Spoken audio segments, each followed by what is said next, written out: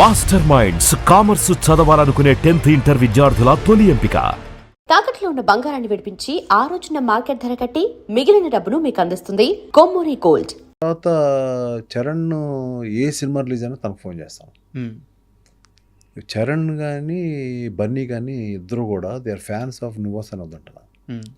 ఆ టైంలో అల్లు అర్జున్ నన్ను వచ్చి ఆ ఫిలింకి నన్ను ఎందుకు కన్సిడర్ చేయలేదండి, అప్పటికే నేను సక్సెస్ఫుల్గా ఉన్నాను కదా, నన్ను ఎందుకు పెట్టుకోలేదని అడిగాడు రోజు.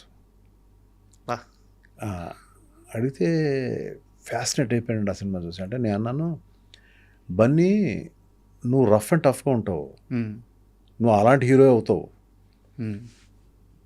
నీకు ఒక ఎకరం పండించమంటే 10 నిమిషాలు పండించేస్తావు. ఓకే, నువ్వు ఎక్కడికో ఫారెన్ వెళ్ళావు, అక్కడ నుంచి తిరిగి వచ్చావు అనే యాటిట్యూడ్లో నేను I'm not able to see you. అందుకనే అబ్బాయిని పెట్టుకున్నాను. వాడికి అంత ఈజీ కాదనిపించింది, నీకు చాలా ఈజీ అనిపించింది. అంటే అమ్మ అంత ఆలోచించాలి. Your right sir. అయితే ఒక విషయం చెప్పండి, ఓపెన్గా చెప్పండి. నువ్వు వస్తుంటే నేను వద్దంటున్న సినిమా స్టార్ట్ అయినప్పటి నుంచి షూటింగ్ ప్రాసెస్లో కానీ ఫైనల్ రష్ చూసుకునే వరకు ఆ సినిమా హిట్ అవ్వద్దని ఆ సెట్లో నమ్మిన ఒకే ఒక వ్యక్తి ఎంఎస్ రాజు. మిగతా ఎవ్వరికీ నమ్మకం లేదు. నిజమా అబద్ధమా? ఉందండి, ప్రభుదేవ నమ్మకం ఉంది. ఓకే, మిగతా ఎక్కువ మందికి అందరికీనండి. తీసే కెమెరామెన్ వేణు గారికి, అందులో యాక్ట్ చేసే అందరికీ 100% ఈ సినిమా బాగా ఆడుతుందండి. కానీ నాకు నమ్మకం ఎప్పుడు పోయిందంటే ఒక స్టేజ్లో పోయింది. అప్పుడు మేమంతా అరకులో ఉన్నాం. ఓకే, ఆల్రెడీ కొన్ని ఇంటర్వ్యూస్లో ఇచ్చాను, ఇది మళ్ళీ చెప్తున్నా. ఏం చేయాలి, ఇంతమంది యూనిట్ ఉన్నారు, 250 మంది యూనిట్ ఉన్నారు, ఎంతమంది ఫైట్ మాస్టర్లు, ఫైటర్సు, ఈ రకరకాల పీపుల్ ఉన్నారు, ఎట్లా ఏం చేయాలి అని అనుకున్నప్పుడు ప్యాకప్ చెప్పేశాను. Entire unit was in Araku. మొత్తం వెళ్ళిపోయాం. అందరికీ అర్థం కాల, అడిగే ధైర్యం లేదు ఎవరికి. వెళ్ళిపోయి 1 month తర్వాత మళ్ళీ ఇదే ప్లేస్కి వచ్చాను. నేను ఎలా రిఫైన్ అయ్యాను, దాన్ని ఎలా చేసుకొచ్చాను. అంతకుముందు శ్రీహరి ఫస్ట్ స్టార్టింగ్లో జైల్లో ఉండాలా వెళ్ళేవు. ఓకే, అవన్నీ ఎలాగో అవి ఇవి సినిమాలు చూసి ఇన్స్పైర్ అయ్యి ఎక్కడో ఒకటి జైల్లో ఉన్నట్టు చూశాను. స్టార్టింగ్లో ఎలా ఉంటే ఎలా ఉంటుంది. ఆ సినిమాకి ఈ సినిమా సంబంధం లేదు. ఎక్కడో ఒక ఇన్స్పిరేషన్. అంటే ఒక ఆత్రేయ గారు లాంటి కూడా వర్షం వస్తే ఆయన ఒక ఇన్స్పిరేషన్ ఫీల్ అయ్యాడు. అప్పుడే మంచి సాంగ్ వచ్చింది. అలా రకరకాల ఫిల్మ్స్ చూసి ఓకే ఇది ఇలా ఉంటే బాగుంటుంది, ఇలా ఉంటే బాగుంటుంది, ఇలా ఉంటే బాగుంటుంది అన్నీ పెట్టిన తర్వాత మళ్ళీ ఆఖరిని దీని ఎండింగ్ ఎలా ఉండాలి. జైల్లోంచి బయటకు వస్తాడు. అప్పుడు వీళ్ళిద్దరికి మ్యారేజ్ అయిపోయి ఉంటుంది, కొన్ని ఏళ్ళు అయిపోద్ది కదా. వీళ్ళిద్దరు రిసీవ్ చేసుకుంటారు, అయిపోయింది. ఏంటి కదా అంటే వీళ్ళిద్దరూ అన్నయ్య వచ్చే వరకు పెళ్లి చేసుకోకుండా ఉండిపోయారు. స్పాట్లో అనుకున్నామండి, షూటింగ్ జరిగేటప్పుడు స్పాట్లో అనుకుని వాళ్ళకి పెళ్లి బట్టలు తెప్పించి టపటపటపట పెళ్లి బట్టలు తెచ్చి అక్కడికి ఆయన ఎదురుగుండా ఇప్పుడు మీరు వచ్చి మా పెళ్లి చేయండి అంటుందో, దాంతో సినిమా ముగుస్తుంది. అవన్నీ మ్యాజిక్ మూమెంట్స్ అండి. అవన్నీ. అయితే ఇంకో విషయం చెప్పండి సార్, ఒక హీరోయిన్ డేట్లు అడిగితే ఏదో డైరీ చూసుకొని ఈ డేట్లకి ఉంటాయి చెప్పడం ఒకటి, లేదా నాకు కుదరదని చెప్పడం ఒకటి. డైరీ ప్రొడ్యూసర్ చేతికి ఇచ్చేసి మీకు ఎప్పుడు కావాలో మీరు రాసుకోండి, మీరు ఎప్పుడు పిలిస్తే అప్పుడు వస్తానని చెప్పడం అసలు ఎక్కడా జరగదు. ఎంఎస్ రాజు గారికి త్రిష మధ్యగా జరగద్దంటే ఏంటిది? అయ్యో Trisha is my all time. అసలు తను చూసుకున్నట్టు, తను నన్ను కేర్ తీసుకున్నట్టు, she for her I'm like a God. అంటే ఒక వర్షం సక్సెస్ అనేది ఎందుకు పెట్టుకున్నాను అమ్మాయికి తెలియదు. అప్పుడు అమ్మాయి క్యారెక్టర్ కానీ ఫేస్ కానీ ఒక సినిమా కుదరక అర్జున్ అనే ఫిలిం పెట్టుకున్నారు. ఓకే, ఆ ఫేస్ కుదరలేదు. అంటే వాళ్ళకి ఒక వేరే కైండ్ ఆఫ్ ఫేస్ కావాలి. ఆ టైంలో అక్కడ ఉన్న ఫొటోసే కదా, అప్పుడు ఇవన్నీ లేవు, ల్యాప్టాప్లో లేవు కదా. ఆ ఫొటోస్ మహేష్ బాబు దగ్గర చూశాను. ఏంటి బాగుంది కదా బాబు అన్న, క్యారెక్టర్ సూట్ అవుతుంది అన్నారని డైరెక్టర్ గారు అన్నారు. ఓకే నేను పెట్టుకోవచ్చా అన్న, పెట్టుకోండి అన్నారు. అప్పుడు అమ్మాయి ఆ సినిమాలో లేను, వాళ్ళిద్దరూ కలిసి ఒక్కడ చేశారు, లేను అనే ఒక డిజెక్షన్లో అమ్మాయి ఉన్నట్టుంది. నా నుంచి ఫోన్ రాగానే ఒక కేక. వెంటనే మేము వస్తున్నామండి, వచ్చేయమంటారా అంటే లేదు నాకు వేరే పని ఉంది, సాంగ్ రికార్డింగ్స్ ఉన్నాయి, నేను అక్కడికి వస్తాను అని చెప్పి టపటపా నేను అక్కడికి వెళ్ళడం. వాళ్ళు ఫ్లాట్లు ఉన్నారు అప్పుడు వాళ్ళు. ఓకే, ఫ్లాట్కి వెళ్ళాం. అప్పుడు లేదు త్రిష లేదు, ఇప్పటికీ గుర్తు నాకు. వాళ్ళ అమ్మ ఉంది, మాట్లాడుతున్నాను, ఉమ్మగారు అది ఇది అని మాట్లాడుతున్నాను. ఆవిడకి నేను పెట్టుకుంటే బాగుండు ఈ సినిమాలో, ఆల్రెడీ రిజెక్ట్ అంటే నా ఉద్దేశంలో రిజెక్ట్ కాదు, క్యారెక్టర్ సూట్ అవట్లా, చాయిస్ చాయిస్ కాదండి, క్యారెక్టర్ సూట్ అవట్లా. అమ్మాయిని చూసిన తర్వాత ఫైనల్ చేద్దాం అని అనుకుంటున్నాను నేను. వచ్చింది ఆ అమ్మాయి, మంచి జీన్స్లో వచ్చింది, అది వచ్చి కూర్చుంది ఇక్కడ నేను కూర్చున్నా, అక్కడ కూర్చుంది. ఏంటి చిన్న టమ్మీ ఉంది, exercise చేయన్న.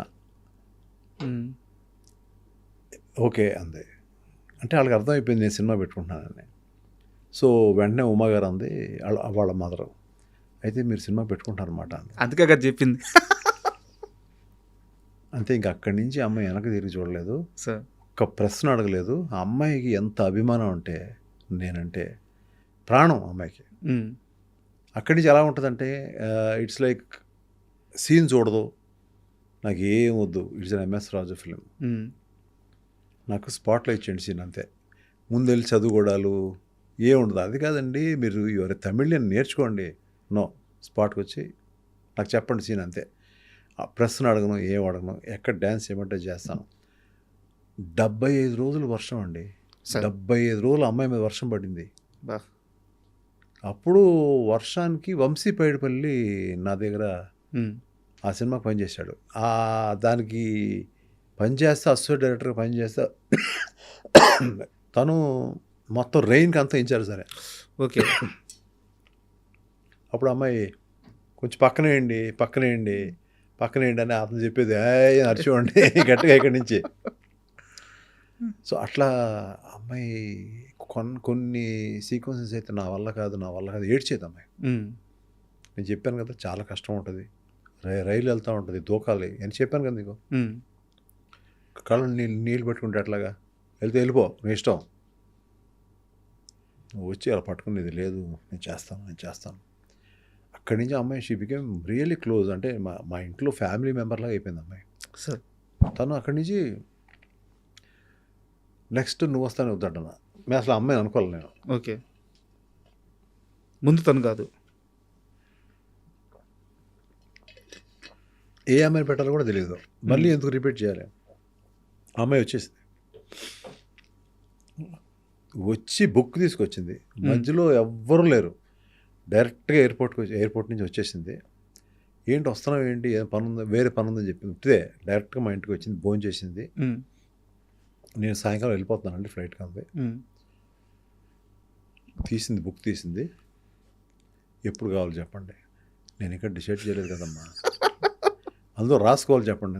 That was the first experience one heroine or hero has asked me. That is the respect I have. రాత్రి 3 గంటలకి మీరు ఫోన్ చేసి ఎవరితో మాట్లాడడానికి మీరు కంఫర్ట్గా ఫీల్ అవుతారు అని ఒక ఇంగ్లీష్ పత్రిక అడిగితే ఓన్లీ ఎంఎస్ రాజన్ ఇచ్చింది అమ్మాయి. అటువంటి ఒక అమ్మాయి ఇవాళ ఇంకా హీరోయిన్గా కొనసాగుతుంది, మంచి పొజిషన్లో ఉంది. I'm very very happy about her. నేను I think I have to go and meet her. తను ఎప్పటి నుంచో మళ్ళీ ఇంకో సినిమా అంటుంది. సినిమా కోసం కాకపోయినా కూడా నేను ఎప్పుడైనా వెళ్ళినప్పుడు, మెడ్రాస్ వెళ్ళినప్పుడు వెళ్ళి సరదాగా వాళ్ళ ఇంటికి వెళ్తాను. I will go for some breakfast, వెళ్తాను, కూర్చుంటాను, ఆకవులు చెప్తూ ఉంటుంది. మళ్ళీ నాతో సినిమా చేయలేదు, అది చేశాను కదమ్మా 3 సినిమాలు చాలే, ఏం చేస్తాను లేదు. ఇలియానాని పెట్టుకున్నానండి ఆట సినిమాకి. ఓకే. అంటే ఆట సినిమా ఇలియానాని పెడితే ఆ అమ్మాయి అసలు అలిగింది నా మీద. ఎవరు, త్రిష, ఫోన్ల మీద ఫోన్లు చేసింది. నేను వచ్చేస్తానంది, షూటింగ్ వచ్చేస్తానంది. లేదమ్మా ఆల్రెడీ షూట్ స్టార్ట్ చేసాము, ఎక్కడో రాజమండ్రిలో బోట్ మధ్యలో ఉన్నాము, ఆపలేను నేను షూటింగ్ అని చెప్పా. అప్పుడు కామ్ అయిపోయింది తర్వాత ఆ రోజు నైట్ ఆ అమ్మాయిని సరదాగా పాప ఫీల్ అవుతుందేమో అని చెప్పి ఆ రోజు తిరిగి కారులో వెళ్ళేటప్పుడు, ఏదో నా త్రిష నీలా దొరకదమ్మా, నీకులాగా దొరకదు. అవును కదా మీరు ఇబ్బంది పడతారు కదా అమ్మ. ఏం లేదు, ఇలియానాతో ఇబ్బంది ఏం పడలేదు, బాగా చేస్తుంది. అవునమ్మా ఇబ్బంది పడతానమ్మా నేను. అవును సార్ మీకు అవ్వాలి. అలా ఒక్కొక్కరిని లైక్ నా ఇంట్లో చిన్నపిల్లలాగా ట్రీట్ చేసేవాడు. ఎంతమంది స్టార్లు సార్, ఎంతమంది స్టార్లు. అయితే నేను ఈ మధ్య శ్రీహరి గారి భార్య విశ్వశాంతి గారిని ఇంటర్వ్యూ చేశాను. వారు మాట్లాడుతూ నువ్వు వస్తా అంటే నేను వద్దంటున్న సమయానికి ముందు శ్రీహరి గారికి అప్పటికి సినిమాలు ఆడుతున్నాయి హీరోగా. సరే ఫెయిల్యూర్ ఉండొచ్చు, సక్సెస్ ఉండొచ్చు. కానీ ఈ సినిమాకి అన్న క్యారెక్టర్‌లో చేయడానికి ముందుగా ఆయన ఒప్పుకోలేదు. ఎంఎస్ రాజు సినిమా కాబట్టే ఒప్పుకున్నారు అని డిస్కషన్ నడిచింది. శ్రీహరి గారిని ఎలా ఒప్పించారు? అంటే నేను అసలు ఒప్పుకోలేదు అనే ఛాన్స్ లేదు. ఆవిడ ఎలా చెప్పారో తెలియదు కానీ సార్ నేను ఆయన అంటే దగ్గరికి- వాళ్ళ ఇంట్లో జరిగిన డిస్కషన్ ఇంట్లో జరిగిన discussion భార్యాభర్తల అది నాకు మధ్య తెలియదు. అది నాకు భార్యాభర్తల తెలియదు. మధ్య జరిగిన డిస్కషన్. ఆయన దగ్గరికి వెళ్ళి ఆ కథ చెప్పినప్పుడు ఆయన కళ్ళ నీళ్ళు పడి ఇలా పడినాయి. చేస్తున్నాము, డబ్బుల గురించి మాట్లాడొద్దన్నారు ఆయన. చేసేశారు. లోపల ఏం జరిగింది, ఏం చెప్పారు అవన్నీ నాకేం లేదు. ఆల్రెడీ ఒప్పేసుకున్నారు, అయిపోయింది. మీ సినిమా అని మాత్రమే ఒప్పుకున్నాడు అంటే అంటే అప్పుడే ఆ వారం రోజుల్లోనే ఆయన డ్రెస్సు, ఆయన కట్టు, ఆయన పంచితీరు నేను సాధారణంగా నేను డిజైన్ చేస్తా, ఏమీ డిజైన్ చేయలేదు. ఆయన 4 రకాలుగా డిజైన్ చేసుకున్నాడు. ఆయనే పిలిపించుకున్నాడు, ఆయనే డబ్బులు ఇచ్చుకున్నాడు. ఆయనే పంచి ఇలా ఉంటే బాగుంటుంది, లేకపోతే ఇలా ఉంటే బాగుంటుంది, ప్యాంట్ ఇలా ఉంటే బాగుంటుంది, షర్ట్ ఇలా ఉంటే బాగుంటుంది, అన్నీ చేసుకున్నాడు. హెయిర్ క్రాఫ్ ఇలా ఉంటే బాగుంటుంది, బొట్లు ఇలా ఉంటే బాగుంటుంది, 4 రకాలు అన్నీ పంపించాడు నాకు ఆయన.